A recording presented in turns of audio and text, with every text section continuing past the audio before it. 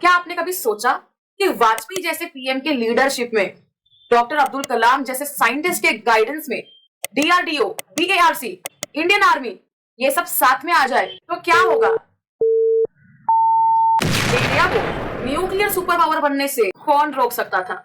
और यही हुआ पोखरण में, जब इंडिया ने अमेरिका और पाकिस्तान दोनों को बेवकूफ बनाकर एक नहीं बल्कि 5 nuclear weapon atomic bomb successfully blast किए। और ये 11 से 13 मई के बीच में हुआ इन द ईयर 1998। ये पूरी स्टोरी सुनकर आपको अपने इंडियन होने पर काफी प्राउड होगा। पोखरण में सक्सेसफुली न्यूक्लियर वेपन ब्लास्ट कर इंडिया दुनिया की 6th कंट्री बनी जिसके पास न्यूक्लियर वेपन्स थे। और आज की तारीख में दुनिया भर में सिर्फ 9 ही कंट्रीज है। इंडिया के बाद इसमें पाकिस्तान, इजराइल और नॉर्थ कोरिया का एडिशन हुआ। तो इंडिया में इस सब की शुरुआत कहां से हुई? ये बात है 1964 में, जब चाइना ने सक्सेसफुली न्यूक्लियर वेपन की टेस्टिंग की थी। और तब वाजपेयी इन्होंने पार्लियामेंट में कहा था कि answer to atomic bomb is an atomic bomb. इसका मतलब कि हमें भी एटम बॉम्ब का जवाब एटम बॉम्ब बनाकर ही देना चाहिए। इंडिया में इसकी नींव, इसका बेस भारत रत्न पंडित लाल बहादुर शास्त्री जी इन्होंने रखा।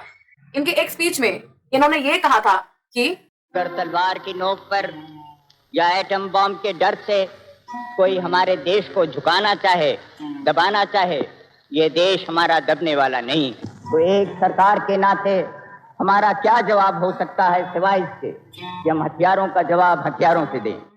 पर शास्त्री जी का ये सपना अधूरा रहा, क्योंकि जैन 1966 में ताशकंद में इनकी सस्पिशियस डेथ हो गई। शास्त्री जी कितने महान प्रधानमंत्री थे, इन्होंने इस देश के लिए क्या कुछ नहीं किया, इसका वीडियो मैंने अलग से बनाया है, वो आप जरूर देखें। फिर 1974 में इंदिरा गांधी इन्होंने पोखरण में न्यूक्लियर टेस्ट की थी, जिसका नाम इन्होंने स्माइलिंग बुद्धा रखा था, क्योंकि ये पीसफुल टेस्ट थी, शांतिपूर्वक टेस्ट थी, ना कि न्यूक्लियर वेपन बनाने के लिए। और इस टेस्ट का यूज माइनिंग या फिर किसी बड़े अंडरग्राउंड काम के लिए करना था। फिर 1995 में पीएम थे पीवी नरसिम्हा राव। इनके लीडरशिप में न्यूक्लियर वेपन बनाने के मिशन को दोबारा से स्पीड मिली और डॉक्टर कलाम, अनिल काकोडकर और बाकी साइंटिस्ट ने इस पर काम करना शुरू किया। पर अमेरिका के स्पाई सैटेलाइट ने पोखरण में चल रहे इस काम के इमेजेस कैप्चर किए और यूएस ने इंडिया को वार्न किया कि हम आप पर सैंक्शंस इंपोज कर देंगे, आपके लोन्स, ग्रांट्स सब कुछ फ्रीज कर देंगे। फिर अगले साल 1996 में दोबारा पीएम नरसिम्हा राव इन्होंने इस मिशन को कंप्लीट करने का ग्रीन सिग्नल दिया। और इस बार इस मिशन की खबर लगने पर खुद अमेरिका से ऑफिशियल्स यहाँ आए और इस काम को फुल स्टॉप दे दिया। आगे चलकर नरसिम्हा राव इनकी सरकार गिर गई और वाजपेयी इनकी नई सरकार बनी। कांग्रेस की जगह लोगों ने बीजेपी को वोट दिया, पर क्योंकि ये सरकार कई सारे पार्टीज के गठबंधन से बनी थी, अलायंस से बनी थी, इतना आसान नहीं था और 13 दिनों में ये सरकार गिर गई। दोबारा से री इलेक्शंस हो गए और मार्च 1998 में अटल बिहारी वाजपेयी जी दोबारा पीएम बने। प्राइम मिनिस्टर बनने के बाद इन्होंने तुरंत डॉक्टर कलाम इनके साथ मीटिंग रखी और फिर शुरू हुआ ऑपरेशन शक्ति। जी हाँ, ये इस न्यूक्लियर वेपन टेस्टिंग का ऑफिशियल नाम था और इसमें 3 बड़े लोगों का बहुत ज्यादा कंट्रीब्यूशन है। पहले डॉक्टर एपीजे अब्दुल कलाम, जो कि डीआरडीओ के हेड थे। दूसरे डॉक्टर आर चिदम्बरम, जो कि इंडिया के एटॉमिक एनर्जी कमीशन के हेड थे। और तीसरे डॉक्टर अनिल काकोडकर, जो कि बीएआरसी के हेड थे।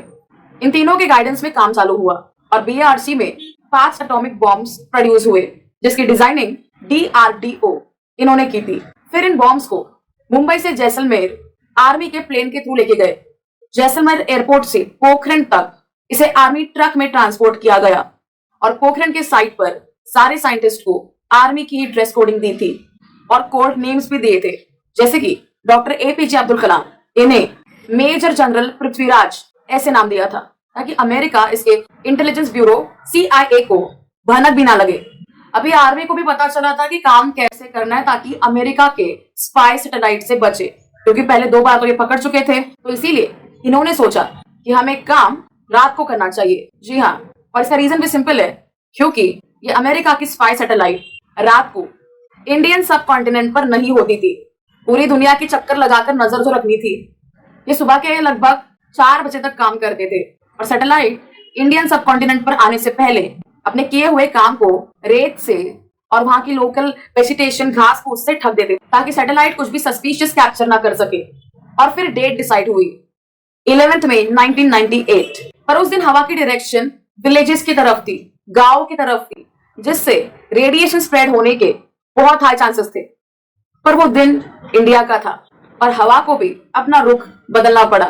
दोपहर तक हाई विंड्स शांत हो गए थे और फिर 3:45 पर 3:45 PM को धमाका हुआ और पूरी दुनिया को पता चला कि इंडिया ने इंटरनेशनल प्रेशर होने के बावजूद सक्सेसफुली न्यूक्लियर वेपन टेस्ट किए, वो भी 100% मेड इन इंडिया। 11 मई को इंडिया ने 3 बॉम्ब ब्लास्ट किए, इसके नाम थे शक्ति 1, शक्ति 2 और शक्ति 3। और 13 मई को और 2 शक्ति 4 और शक्ति 5 इन्हें भी ब्लास्ट किया। 11 मई को इस टेस्ट के बाद खुद वाजपेयी जी इन्होंने प्रेस कॉन्फ्रेंस लेकर अनाउंस किया। Today at 15:45 hours, India conducted 3 underground nuclear tests in the Pokhran range.